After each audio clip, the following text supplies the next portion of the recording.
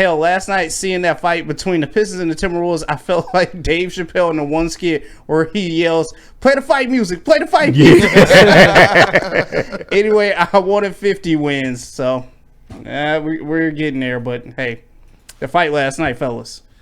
Listen, man, there's a lot to talk about. Squabble up. So much Squabbling. Because, I mean, overall, obviously in the last 4 games without Cade Cunningham and Tobias Harris, the Pistons are 3-1. And it looked like they were on their way to 4-0 last night until the fight. Think about this. They were up 10 points. Mm-hmm. It was BTA Pistons in the first quarter, and they were well on their way to having a really chokehold on this game, for lack of a better word. And in a game where a fight broke out and actually spilled over into the fans, bro. Like, it's like Detroit, welcome back. Yeah. But that's where I see like Minnesota Timberwolves fans online popping their chest. I'm seeing like Cade detractors and people who don't want to believe in the Pistons pumping their chest like, look at you guys. Underneath all of the different posts like, oh, look at this, bad boys lost tonight, blah, blah, blah, blah, blah. And I'm like, whoa.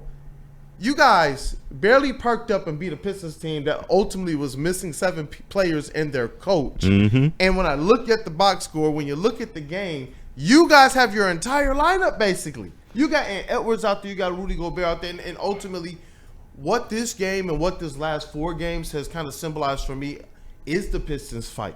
J.B. Bickerstaff promised grit. And in the beginning of the season, it sounds funny because of how bad they had been for the last 2 seasons. But when you see this team going out there and pushing the envelope as it relates to the physicality, when you see this team going out there and now doing things that probably wouldn't have even been fathomable, they're in the middle of not just a playoff chase, but seeding, trying to see if they can actually host a home playoff series, this Detroit Pistons team. And it's been founded in the fact that they said that they want to be more physical than anybody else. They want to play defense tougher than anybody else.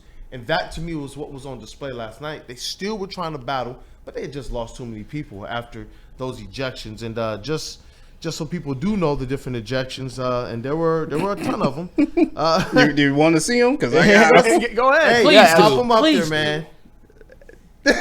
That's crazy. Marcus Sasser, technical foul. Ron Hollins, the second, ejected. Isaiah Stewart, ejected. Isaiah Stewart, technical foul. Ron Hollins, second, technical foul. Ron Hollins, technical foul. Dante DiVincenzo, ejected. Nas Reed, ejected.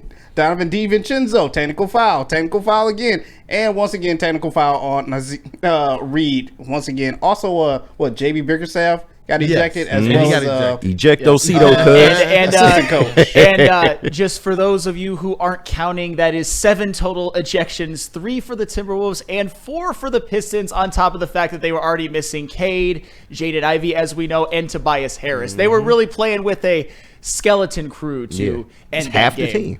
That was literally half the team. They were kick and tail before that, though. Yeah, that was the crazy thing. Like think about it. That's what I was like. If you're just perusing, you just look at just kind of what the score is, you would assume Ant Edwards or somebody didn't play, but that wasn't the case. Yeah, and that's what I'm saying. There's something different about this team, and I know we're going to talk a little bit more about who they've been over the last kind of 4 games, and really the larger part of who they've been over the season. But in this game in particular, I liked a lot of the things that I did see. Obviously, you want your squad to win.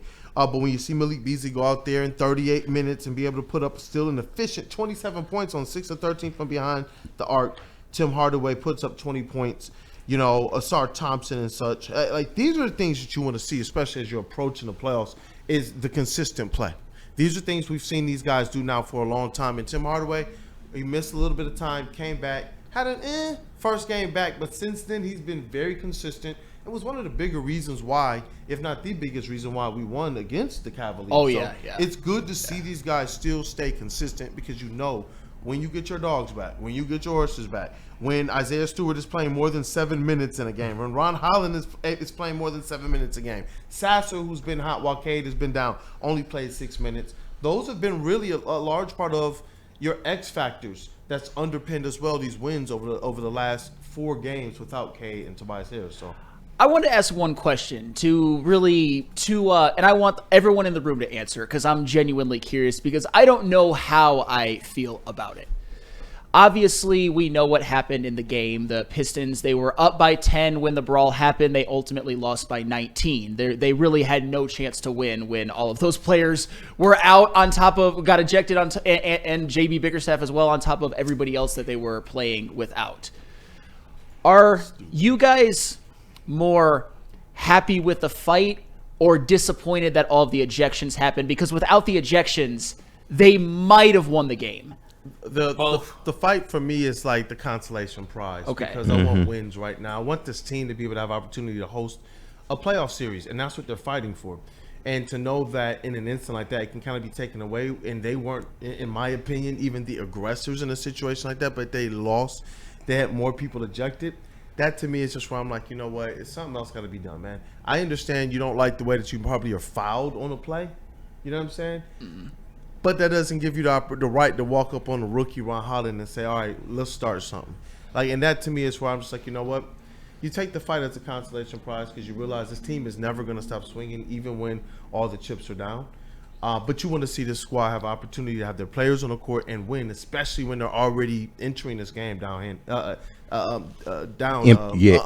Yeah, underhanded. Yeah.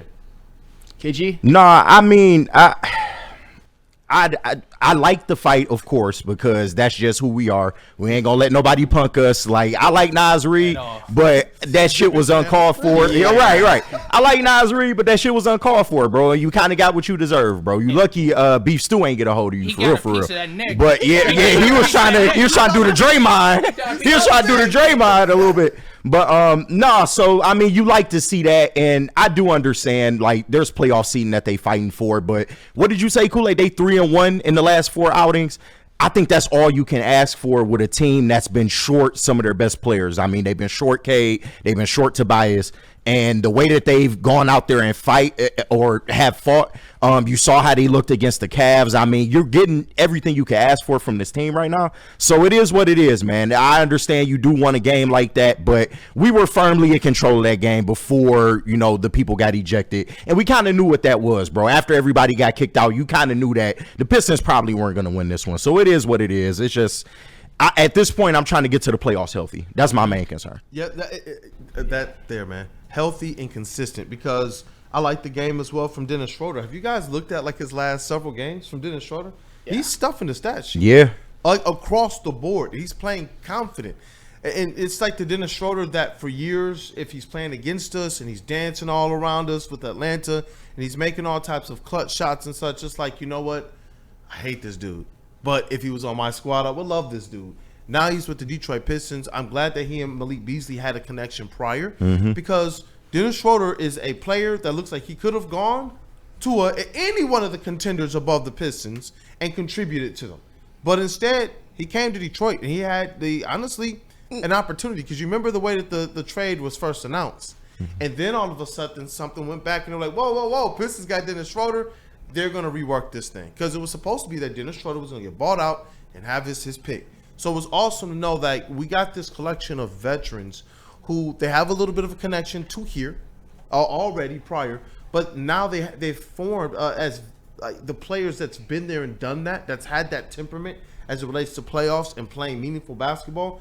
It's cool to see these guys step into that role with these young players who want to get there fast. And we're seeing this situation. Like, I'm sitting here like, yo, the Pistons have 42 wins on the season, and there's still games left to go, and they are battling for the 4th seed.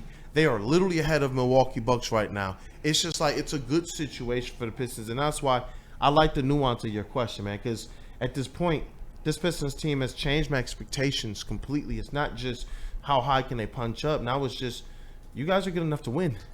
Yeah. Just every matchup that's I think about, I'm like, you guys are good enough to win. Even in a 7-game series, if you can't win that, I don't see any matchup where they would get swept. No. And that's not at all. The expectation for me with this team has just changed to one where when I think of the Pistons, I think about defense, I think about grit, I think about hustle, I think about winning now.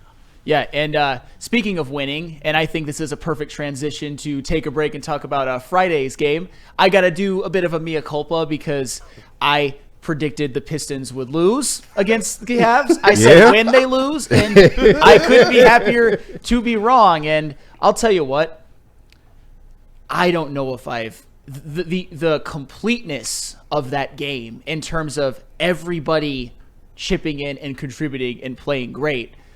It was just a thing of beauty to watch, and Friday night in LCA, that must have been the place to be. And oh, by the way, the Cavs, they were not playing shorthanded. I'll just say that. But another game where you kind of look at the box score if you haven't looked at the game, and you're just like, wait, what? Yeah. Like, even if you're looking at the game, you're like, what's going on here? Yep. I mean, I just want to say this before we head to break, just real quick. Shout out to Jay Hart in the chat. He's the reason why I looked this up as well, too. Eric Vincent put out a tweet yesterday. He said Chris Finch said he believes most of the escalating physicality came from the Pistons side before the fight even broke out. Do you guys believe that?